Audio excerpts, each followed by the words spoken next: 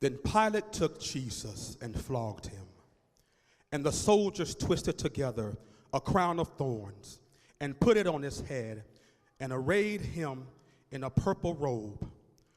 Pilate went out again and said to them, "See, I am bringing him out to you, that you may know that I find no guilt in him." So Jesus came out, wearing the crown of thorns and the purple robe. Pilate said to them, "Behold the man." He said to the Jews, "Behold your king." They shouted out, "Away with him! Away with him! Crucify him!" Pilate said to them, "Shall I crucify your king?" The chief priests answered, "We have no king but Caesar." So he delivered him over to them to be crucified. So they took Jesus, and he went out, bearing his own cross, to the place called the place of a skull, which in Aramaic is called Golgotha. There they crucified him, and with him 2 others, one on either side, and Jesus between them. Pilate also wrote an inscription and put it on the cross. It read, "Jesus of Nazareth, the King of the Jews." Many of the Jews read this inscription, for the place where Jesus was crucified was near the city, and it was written in Aramaic, in Latin, and in Greek.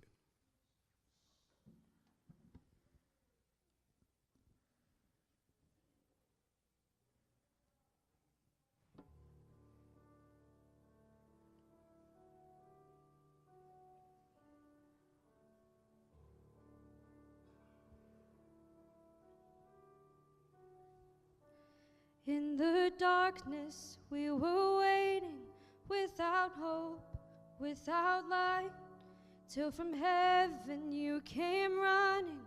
There was mercy in your eyes, to fulfill the law and prophets. To a virgin came the word, from a throne of endless glory to a cradle in the dirt.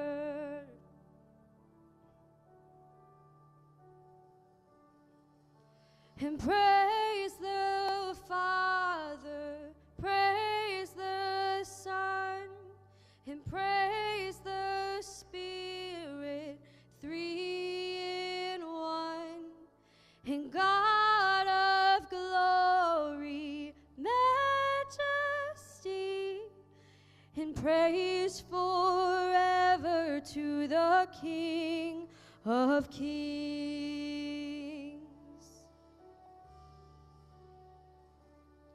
To reveal the kingdom coming and to reconcile the lost, to redeem the whole creation. You did not despise the cross, for even in your suffering you saw to the other side. Knowing this was our salvation, Jesus, for our sake you died.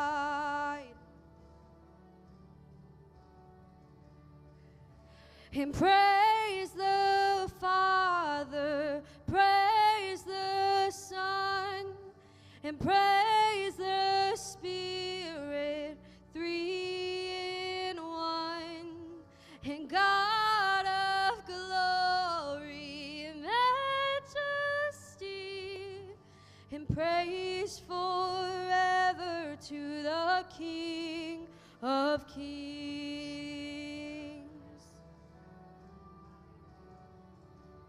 In the morning that you rose, all of heaven held its breath, till that stone was moved for good, for the Lamb had conquered death. And the dead rose from their tombs, and the angels stood in awe, for the souls of all who'd come to the Father are restored. And the church of Christ was born. Then the Spirit held the flame. Now this gospel truth of old shall not kneel, shall not faint. By his blood and in his name, in his freedom I am free. For the love of Jesus Christ, who has resurrected me. Oh, and praise the Father, praise the Son, and praise the Spirit, three in one. And God of glory and majesty, and praise forever to the King of kings. And praise the Father, praise the Son, and praise the Spirit, three in one. And God of glory, majesty, and praise forever to the King of kings. Praise forever to the King of kings.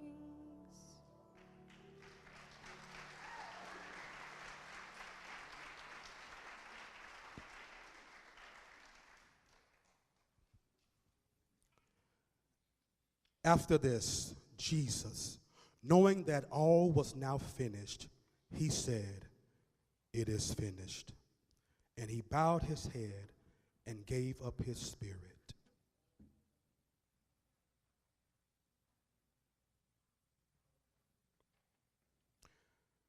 After these things, Joseph of Arimathea, who was a disciple of Jesus, but secretly for fear of the Jews, asked Pilate that he might take away the body of Jesus. And Pilate gave him permission. So he came and took away his body. Nicodemus also, who earlier had come to Jesus by night, came bringing a mixture of myrrh and aloes, about 75 pounds in weight. So they took the body of Jesus and bound it in linen cloth with the spices, as is the burial custom of the Jews. Now in the place where he was crucified, there was a garden, and in the garden a new tomb in which no one had yet been laid. So because of the Jewish day of preparation, since the tomb was close at hand, they laid Jesus there. The next day, that is, after the day of preparation, the chief priests and the Pharisees gathered before Pilate and said, "Sir, we remember how that impostor said, while he was still alive, 'After 3 days I will rise.' Therefore, order the tomb to be made secure until the third day, lest his disciples go and steal him away and tell the people, 'He has risen from the dead,' and the last fraud will be worse than the first." Pilate said to them, "You have a guard of soldiers. Go, make it as secure as you can." So they went and made the tomb secure by sealing the stone and setting a guard.